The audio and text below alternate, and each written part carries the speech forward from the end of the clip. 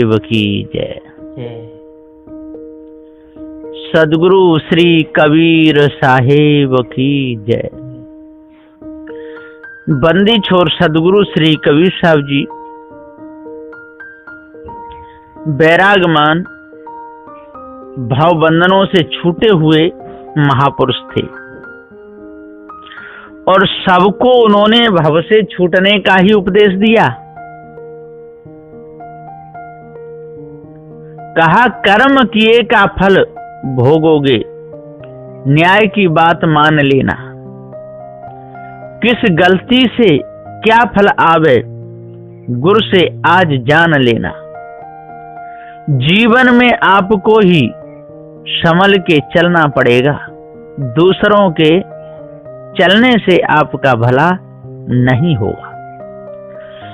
दूसरे चलेंगे तो उनका भला होगा, दूसरे साधना करेंगे उनकी वासना मिटेगी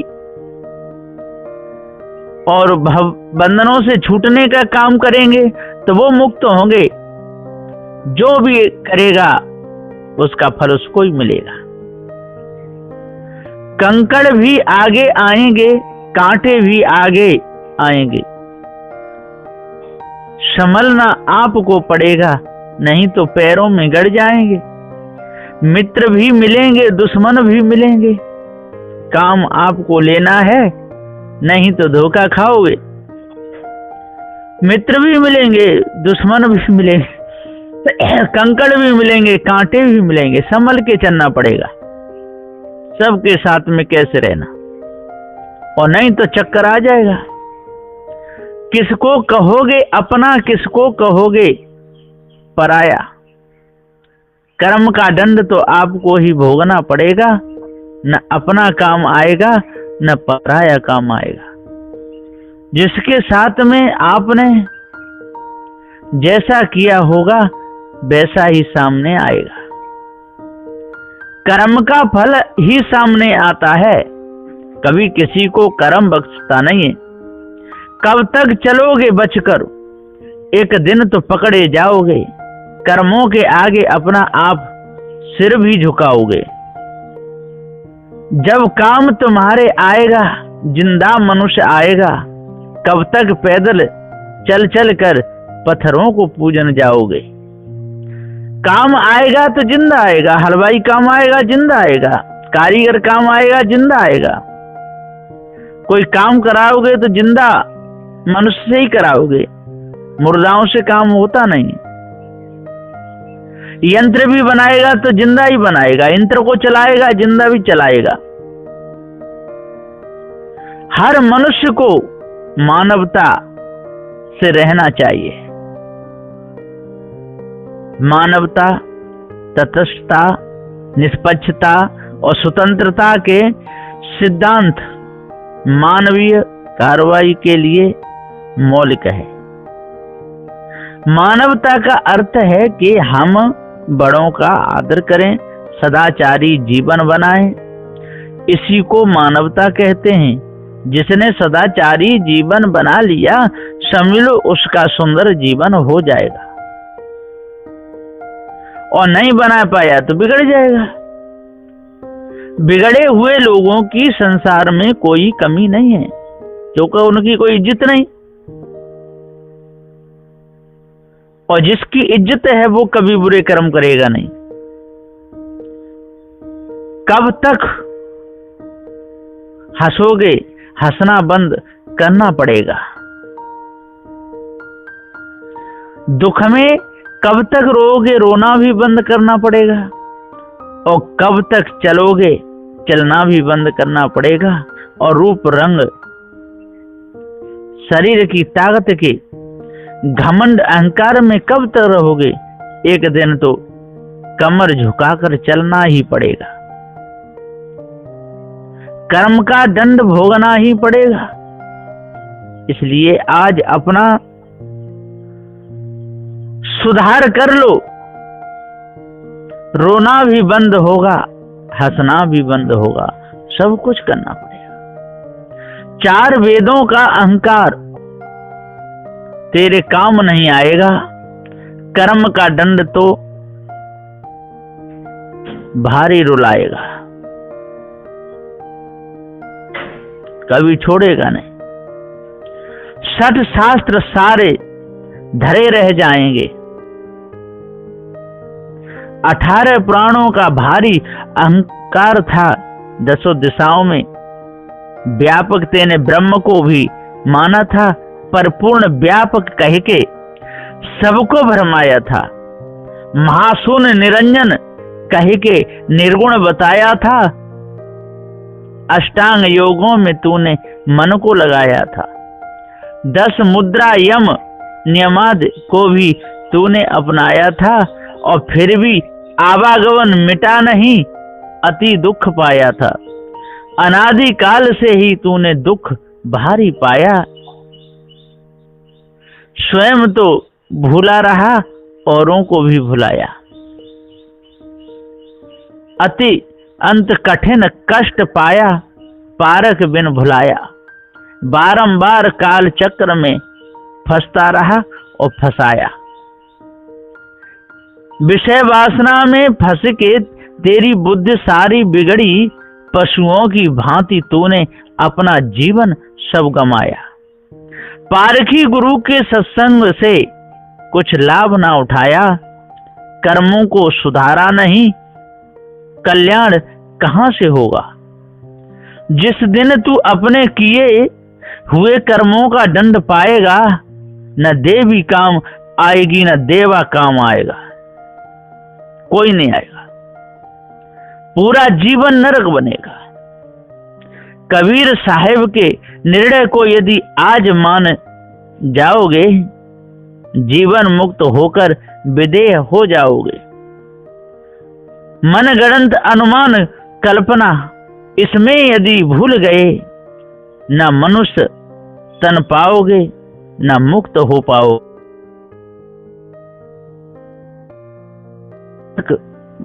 बनाओगे भूपेंद्र कहे, कहां तक अपने कर्मों को छिपाओगे। सदगुरु देव जी पुकार के समझाते न्याय निर्णय की बात बताते हैं, लेकिन लोगों को पचती नहीं। भरम भूल कल्पना में ही अपने पूरे जीवन को गमा देते हैं। बुरे कर्म करके कौन सुखी हुआ है, अच्छे कर्म करके कौन दुखी हुआ है। जो भी दुखी हुआ है बुरे कर्म करके हुआ है, और जो भी सुखी हुआ है अच्छे कर्म करके हुआ है।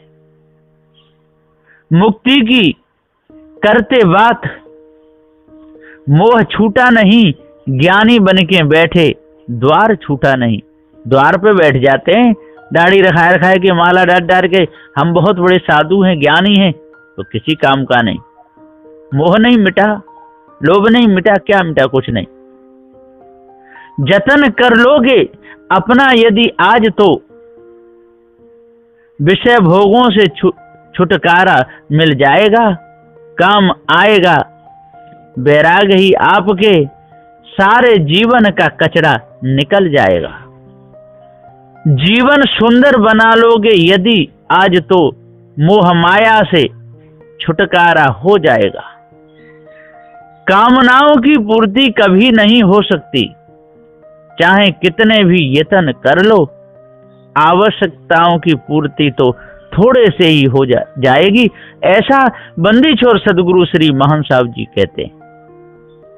आवश्यकता की पूर्ति क्या है? भोजन, कपड़ा और मकान। इससे ज्यादा आवश्यकता है ही नहीं। हमारी मूलभूत आवश्यकताओं की पूर्ति कौन करता है? प्रारब्ध से सारी पूर्ति हो जाती है। मनुष्य की आवश्यकता क्या है? भोजन, वस्त्र तथा आवास। मानव की 3 मूलभूत आवश्यकताएं हैं।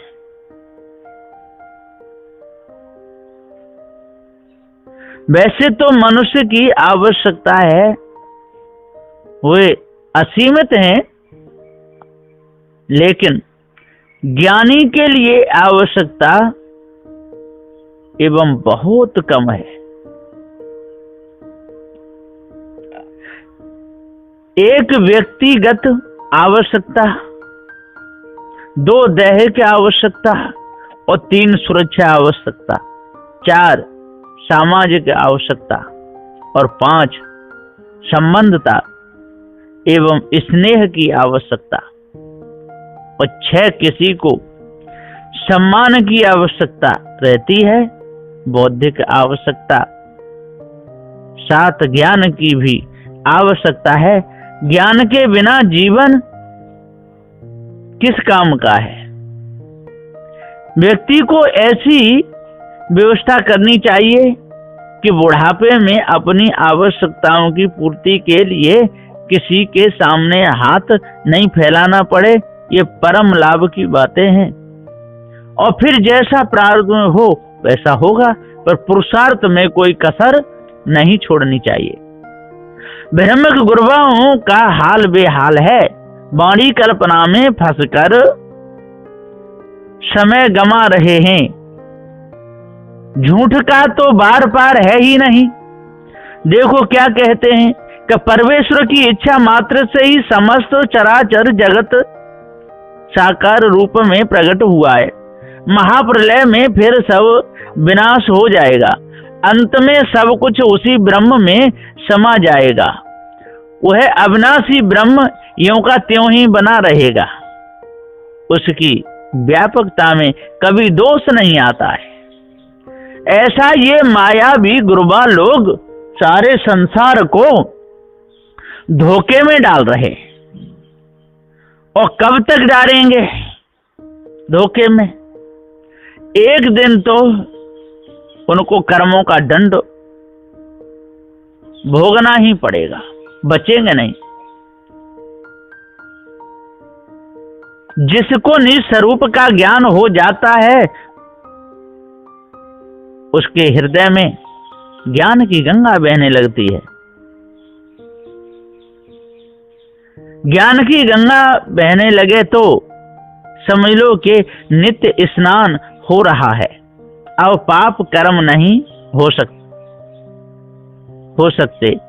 काम क्रोध के बादल सारे हट जाएंगे। गुरु की दया हो गई, ईश्वर ब्रह्म की मानंदी दूर हो गई। दिल के किवार खुल गए। अब तो रोज पारखी संतों के दर्शन होते हैं। खुशी का कोई ठिकाना ही नहीं है। मन गदगद हो गया। और यदि विकार आ रहे हैं, सेवा में मन नहीं लग रहा है, मोह में हम डूबे जा रहे हैं, लोभ में डूबे जा रहे हैं, तो समझ लो कि हमारा जीवन व्यर्थ जा रहा है। महान जैसे आचार्य सदगुरु मिल गए, किसी बात की चिंता नहीं रही। सारा कूड़ा कबाड़ा साफ हो गया। विषयों की ओर अब तो मन जाएगा ही नहीं। धन्य है गुरुदेव, आपने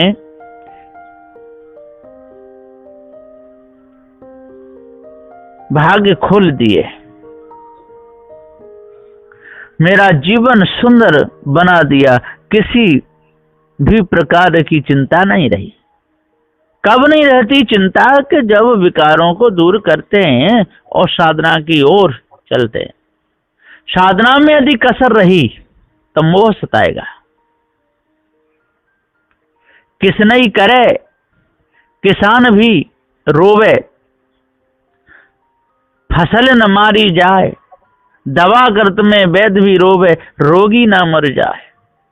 विवाह करत में दुल्हा रोवे, पत्नी ना भग जाए, और रसोई में भंडारी रोवे, कहीं भोजन ना घट जाए। अकेले में नारी भी रोवे, कोई गुंडा ना मिल जाए, और बीच बाजार में बनिया रोवे, कहीं सौदा ना बच जाए।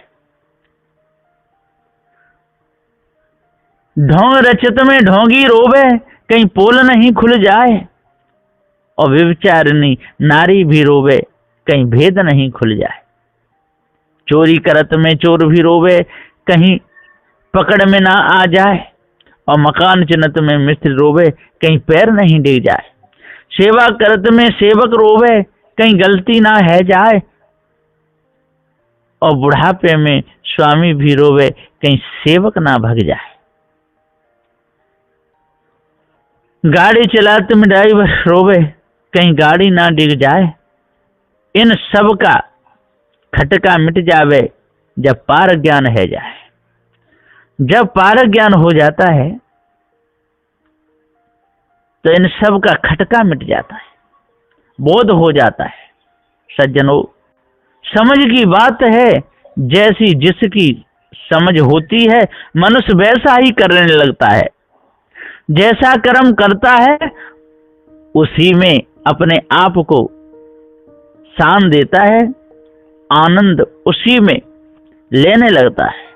और जब तक पार ज्ञान नहीं होता तब तक संसार में फंसकर गधे का काम करता रहता है, मानवता को भूल जाता है। मानवता गई फिर रही क्या गया, सब कुछ चला गया। मानवता के बिना तो मनुष्य पशु के समान है। पशु क्या करेगा? खाना पीना सोना, इतना ही काम है पशु का। इतना ही काम मनुष्य करे तो कोई अंतर नहीं मनुष्य और पशु में। इसलिए भाइयों, मनुष्य बनो, पशुता को त्याग दो, तब सुंदर जीवन बनेगा। इस भेद को जो जान लेगा उसका हृदय निर्मल हो जाएगा, और जो इस भेद को नहीं जान पाया उसका हृदय निर्मल नहीं हो सकता है। इसलिए पारकी संतों का संग करो और मायावी गुरबा लोगों का संग साथ छोड़ो।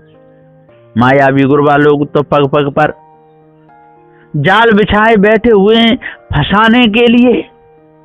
पारकी सद्गुरुदेव ही इस भेद को बता सकते हैं, और कोई नहीं बता सकता है। और तो बताने में उनको डर लगता है।